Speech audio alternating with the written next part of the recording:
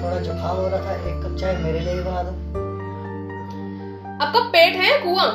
अभी 15 मिनट पहले आपको चाय दिया, अभी फिर आपको चाय चाहिए। तुम दोनों बाप बेटे ने मिलकर तो मेरी जिंदगी खराब करके रख दी है।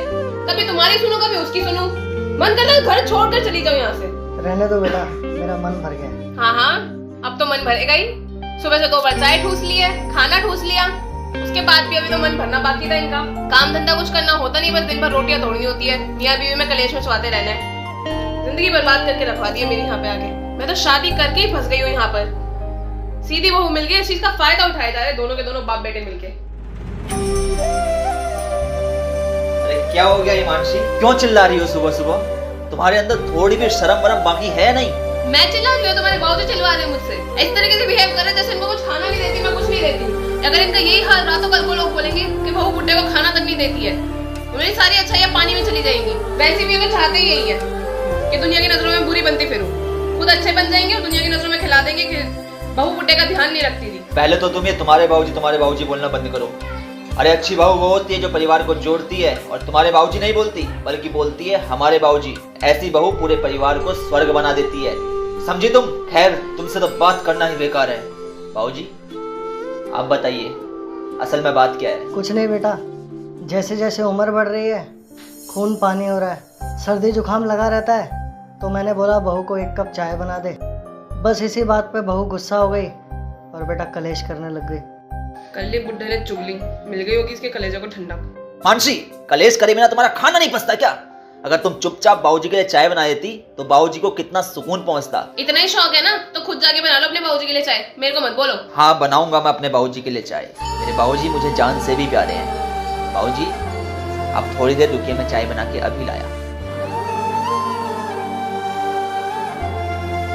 मिल गई होगी आपके कलेजे को ठंडक, मजा आ गया होगा मियां बीवी के बीच में कलेश करवा के। बेटे बहू की खुशी देखी तो जाती है नहीं।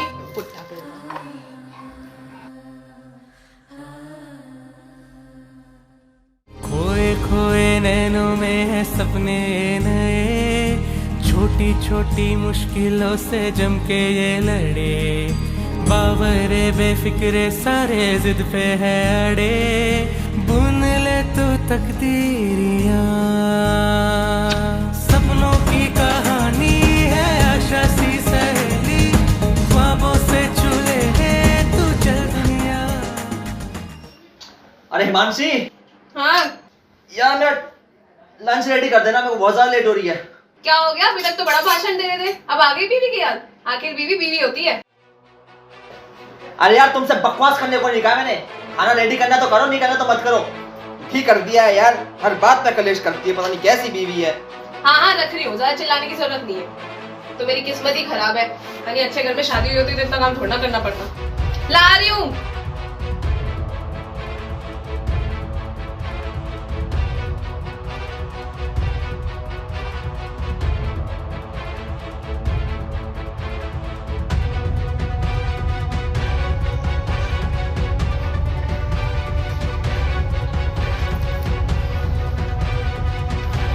ये लो तुम्हारा टिफिन। ठीक है, चलो कोई तो काम किया तुमने, वरना तुमसे तो कुछ उम्मीद ही नहीं है। अच्छा बाबूजी प्रणाम, मैं चलता हूँ। अच्छा बेटा। अच्छा, अब तुमको लेट नहीं हो रहा? वहाँ किचन में तुम बड़ा भाषण सुना रहे थे, ये हो रहा है वो हो रहा है, लेट हो रहा हूँ। और कैसी कौन सी जन्नत बसी है तुम्हारे बाप के चरणों में? रोज रोज छूने आ जाते हो। कुछ है यहाँ पे? खजाना रखा है? क्या रखा है? मानसी चुप, और ज्यादा जबान मत चला, समझ गई ना? यार तेरे को बिल्कुल भी शर्म है कि नहीं है? तू हमेशा कलेश करती है यार। तेरे को पता है माँ बाप के चरणों में तो स्वर्ग होता है। माँ बाप के चरण छूने से जो आशीर्वाद मिलता है उससे बच्चे की किस्मत संवर जाती है और बड़े से बड़ा संकट टल जाता है, समझ गई तू? इसलिए हर औलाद को अपने माँ बाप के पाँव छूने चाहिए, उनकी इज्जत करनी चाहिए, उनसे प्यार से बात करनी चाहिए। मैं तो ये कहूंगा कि तुझे भी बाबूजी के पाँव रोज छूने चाहिए, समझी तू? अच्छा, और कुछ नहीं मिला तुम्हें मुझसे सॉरी बुलवाने का तरीका? यही मिला था? ऐसे ही करके चुकाओगे मुझे? मैं नहीं छूने वाली इनके पाँव वाँव, तुम्हें छूने तुम छुओ और निकलो। यार तुम्हारा दिमाग खराब मत करो, पहले बता दो तुम्हें, समझ गई ना? अरे बेटा तुम दोनों मेरी वजह से मत लड़ो। क्या बेटा तू काम कर? ये अच्छा है, पहले झगड़ा करा दो, उसके बाद मेरी वजह से लड़ो मत। देखे मानसी, बाबूजी को कुछ मत बोल, पहले बता रहा हूँ तुझे। दिमाग खराब मत कर, समझ गई? यहाँ पे तू क्या कर रखा है यार? हाँ कोई नहीं बोला तुम्हारे बाबूजी को, कुछ निकलो यहाँ से, वरना लेट होने का ठीक रही मेरे सर पे फोड़ दोगे। चलो। मेरी तो किस्मत ही खराब है यार, पता नहीं कैसी बीवी मिली है।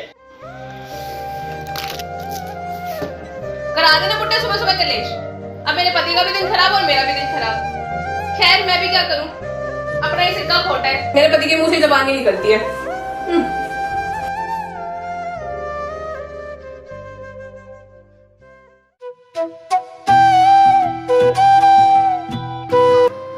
अरे बेटा, हाँ जी बाबूजी बोलिए। मेरा ना चश्मा टूट गया था, तो बेटा तू मुझे नया चश्मा बना देगा। और हाँ बेटा, बहू को मत बताइयो, वरना वो खामा चिक चिक करेगी। हाँ हाँ, चिक चिक तो मैं करूंगी। शेखर, मैं अभी मार्केट गई थी, 4 औरतें खड़ी होकर मेरे बारे में बातें कर रही थी। बाहर तो उन्होंने चुगली लगाई थी, अभी तुम्हें आकर चुगली लगा रहे हैं। अंदर तो छोड़ दो कम से कम, वहां से पेट नहीं भरा आपका। और एक बात बताओ, चश्मे की बात कर रहे हैं, उन्होंने कौन सा भी कॉलेज जाना है, कोई जरूरत नहीं है इनके लिए कोई चश्मा लेकर आने की। अगर आप चश्मा लेकर आए तो मुझसे बुरा कोई नहीं होगा। बाबूजी, हिमांशी सही कह रही है, चश्मे के बिना कुछ दिन गुजर सकते हैं। हम लोग भी जिंदगी में एडजस्ट कर रहे हैं, तो थोड़ा बहुत बाबूजी भी एडजस्ट कर सकते हैं। कर सकते हैं नहीं, करना पड़ेगा। अरे ठीक है बेटा, मुझे नहीं चाहिए चश्मा, लेकिन तुम मत लड़ो बस। यार मैं आप दोनों के चक्कर में परेशान हो चुका हूँ। मेरे को और कोई काम भी होते हैं, मैं कुछ भी काम नहीं कर पाता हूँ आप दोनों के चक्कर में। मेरे को तो ऐसा लगता है मेरी जिंदगी में पता नहीं कौन से कलेश चल रहे हैं। मैं जा रहा हूँ अभी मैं इनके घर, प्लीज मुझे डिस्टर्ब मत करना।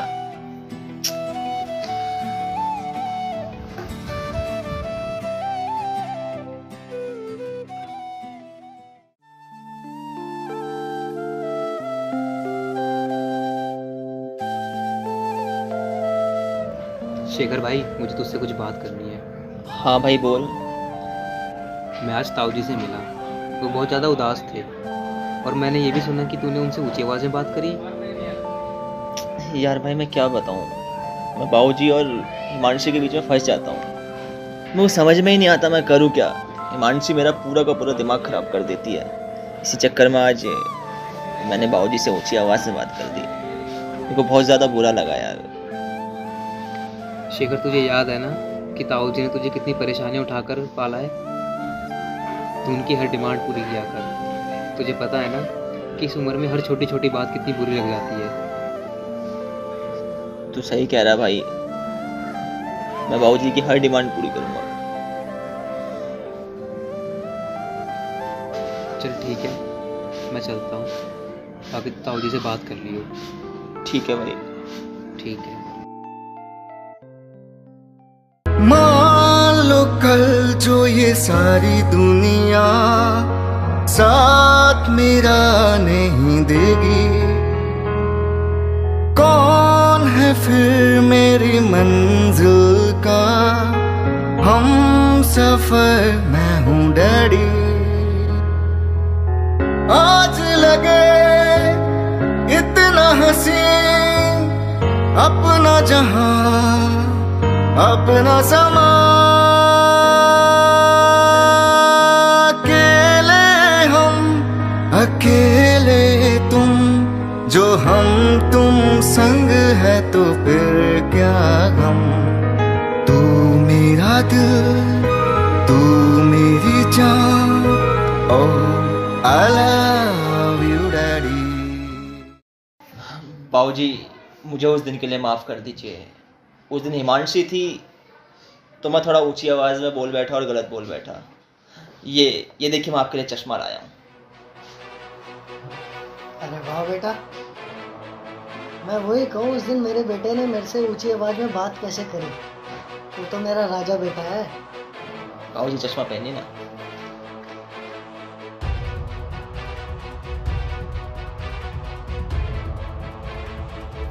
मेरे इतनी बार मना करने के बावजूद भी तुम चश्मे ले ही आए ना बाबूजी के लिए।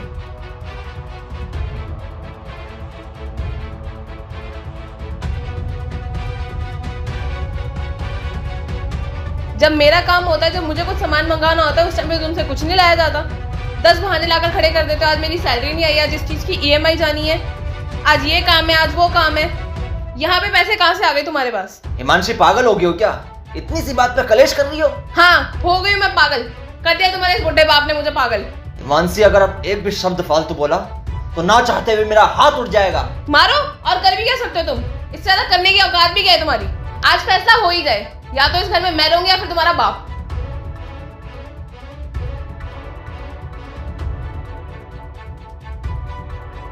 चुप क्या खड़े हो, बताओ ना, किसको चुनोगे, मुझे अपने बाप को? हिमांशी, वैसे दुनिया में ये कहना बड़ा आसान होता है कि तुम लड़कों को क्या तकलीफ होती है, लेकिन सच बोलूं तो लड़कों की जिंदगी में तकलीफ की कोई कमी नहीं होती है। लड़का अपने घर का बड़ा हो तो परिवार की ख्वाहिशों का बोझ उसके सर पर होता है, माँ बाप के सपने उसने पूरे करने होते हैं। जिंदगी में असल जंग तो तब चालू होती है जब उसकी शादी हो जाती है और बीवी ढंग की नहीं होती।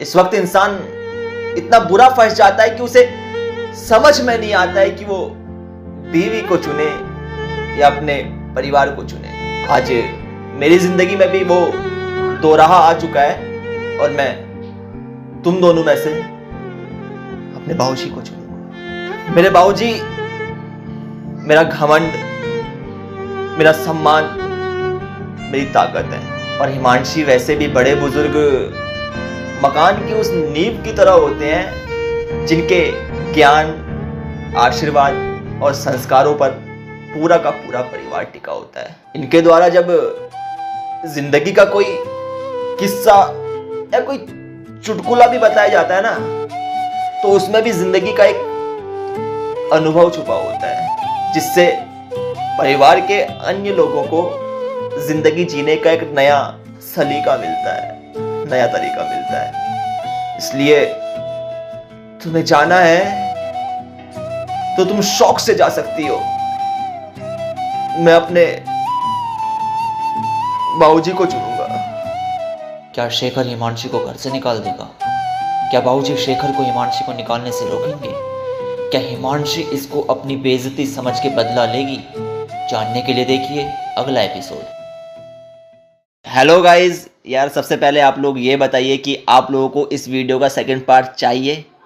अगर आप लोगों को इस वीडियो का सेकंड पार्ट चाहिए तो प्लीज़ कमेंट करके बताना।